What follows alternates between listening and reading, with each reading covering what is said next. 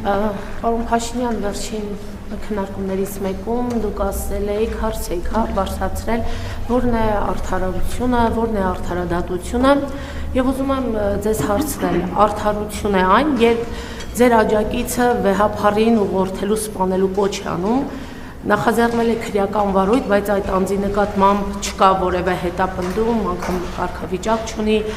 Արդարություն, արդարադատություն է այն, երբ Արշակ Սրբազանը այն դեպքում է կալանքի տակ, երբ քննչական կոմիտեից չգիտես ինչու, չգիտես ինչպես անհետացել է միակ իրեղեն ապացույցը։ Պարոն Փաշինյան, ինչպես է ստացվում, որ Հայաստանում կա դատավորի մեկ անուն, Մասիս Մելքոնյան, որը հայտնի է իր կալանքներ տալով, եւ ինչպես է ստացվում, որ նրան են մակագրվում բոլոր ընդդիմադիրների կալանքի միջնորդությունները, նաև սրբազանների կալանքի միջնորդությունները, դուք զբաղված եք եկեղեցին բարեկարգելով, բարենորոգելով, իսկ ով պետք է բարենորոգի, բարեկարգի դատական համակարգը, որպեսզի հայի մոտ, քաղաքացու մոտ, երբ նայում է առաջար դիտորդը, արդարության զգացողություն ունենա։ Գիտեք, ես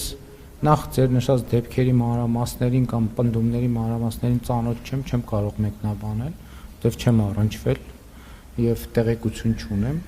համենայն դեպս ձեր հարցից հետո կփորձեմ հետաքրքրվել, թե ինչի մասին է խոսքը։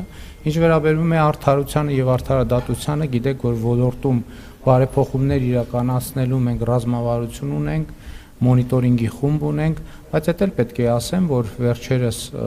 երբ որ դատական համակարգի ներկայացուցիչների հետ պանելային քննարկման էի մասնակցում, ես արձանագրում եմ, որ ի տարբերություն 2018-19 թվականների, երբ որ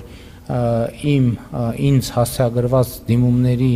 մի հսկայական մասը վերաբերվում էր դատարաններին, դատարանների կողմից կայացված անարդար եւ անհիմն որոշումներին, ես ներկայումս այդպիսի նամակների տեսակարար կշիռը